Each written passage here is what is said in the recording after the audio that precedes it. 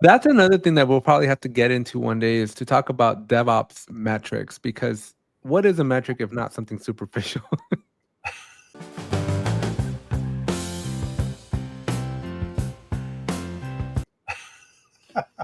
Oh, once you define a metric, everyone works to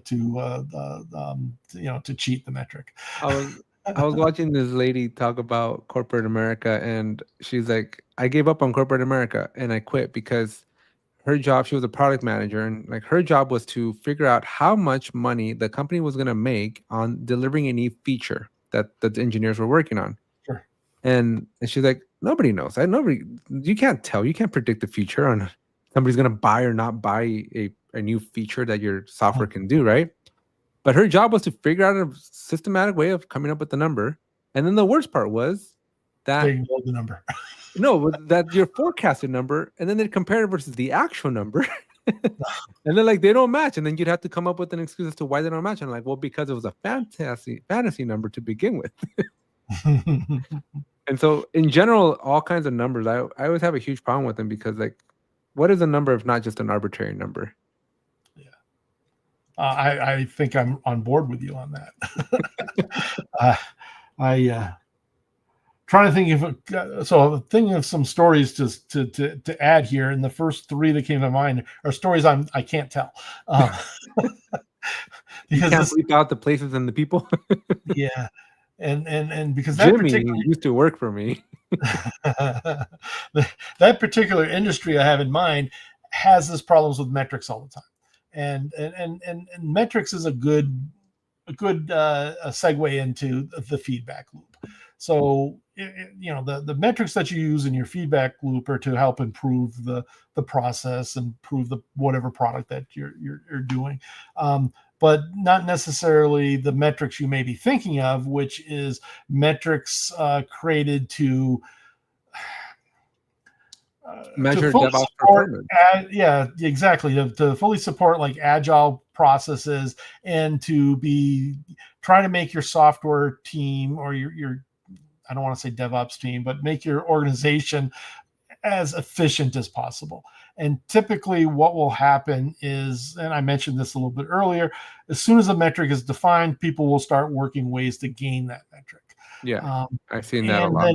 And then on the opposite side of that, management will use those metrics to punish the team members for not meeting the metrics, or they'll basically use it to create more of a sweatshop type atmosphere, where a good software development organization should be treated more as an art form than a sweatshop. Now those are two drastic extremes, and usually land in somewhere in the middle. But you want your software engineers to have some sort of freedom to create, and not necessarily just be burning down story points.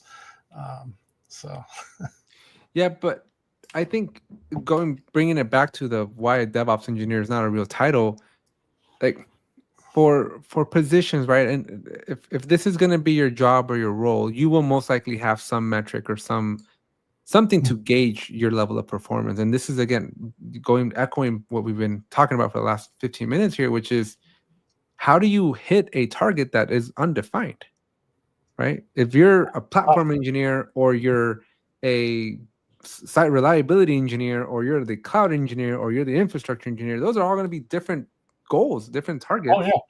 Well, if you're the SRE, so basically SRE's role is to make sure that your system stays available, so it never goes down.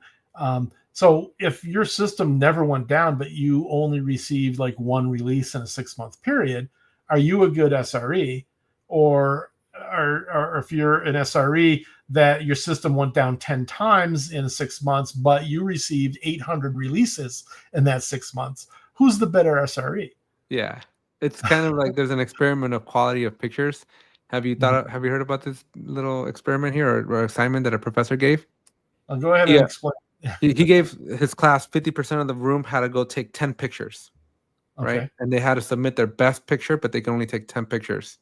and the other half of the room had to submit their same 10 pictures, but they had to take 1,000 pictures. Okay. Like, and so the room that had submitted that had the 1,000 pictures that they had to take submitted the 10 most beautiful pictures ever, because they practiced over and over and over and over and over and over and over. Versus the other 10, they agonized over the 10 because they knew they could only take 10 pictures.